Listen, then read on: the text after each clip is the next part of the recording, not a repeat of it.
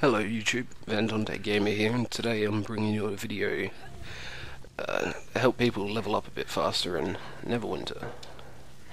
I'm playing a Trickster Rogue, so I'll be going over some of the abilities I use to help get through the quests a bit quicker and hopefully try and help people level up a bit faster. Firstly, I wanted to give a general tip to show people the fastest way to level up in this game. By now it's probably common knowledge, but for those of you who don't know, you can actually level up incredibly quickly by doing foundry quests. In order to find these foundry quests, all you need to do is press the L key to open up the home page, and then go down to where it says foundry, click more, and all you do is type EXP into the search field, and then hit search, and it'll give you a list of quests created by the people designed to get the fastest amount of EXP.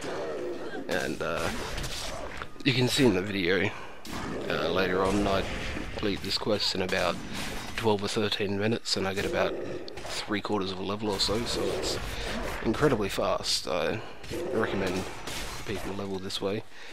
And of course you can level a lot faster if you do it as a group. And so I wanted to take a look at the abilities I'm using as a Trickster Rogue to help get through these quests faster. First, we'll take a look at the at-will powers I'm using. The first one I'm using is called Jeweler's Flurry. The reason why I'm using that ability is because the amount of damage it does is quite high. It also fits very well into the feat build I'm using, where I'm spec'd into Deadly Momentum, which increases my critical severity each time I hit an enemy with Jeweler's Flurry, so it works quite well. The other at-will power I'm using is Cloud of Steel. There's not really any special reason for that. It's just a good way to make range pulls and pull the enemies a little bit farther away from the others. For my encounter abilities, the first one I'm using is Wicked Reminder. It's an ability which has got a short cooldown. It does a reasonable amount of damage, and it reduces the target's damage resistance when you strike them with it. It helps pump up the damage. The second one I'm using is Bait and Switch, which creates a decoy of yourself, which forces the enemies to attack it, and you gain action points whenever the decoy is hit.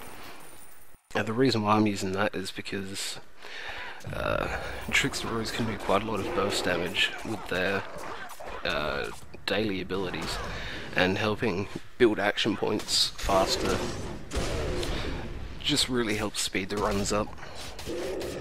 Yeah. And the other encounter ability I'm using is Lashing Blade.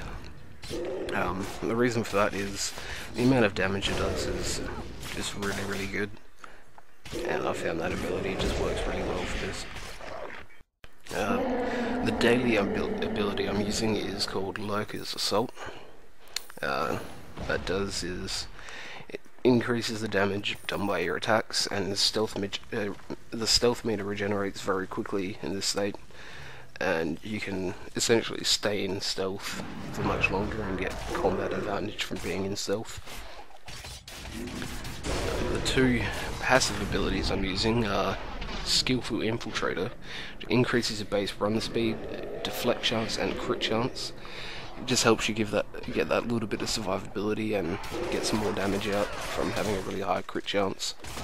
And the other one is called Tactics, which increases the action point gain, which again goes back to the same reason why I'm using Bait and Switch.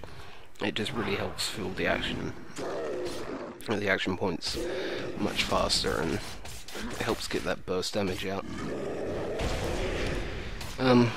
As you can see in the video here, I'm able to kill the enemies very quickly with this build.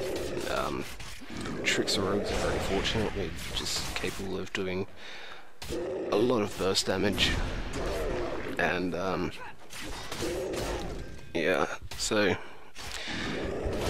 if anybody has any other thoughts, what abilities might help make this build a bit better, feel free to let me know, but this is what I found works really well. And I'll leave you with the rest of the video now. If you found this video helpful, or if you'd like to see more, don't forget to like, comment and subscribe. Thanks for watching.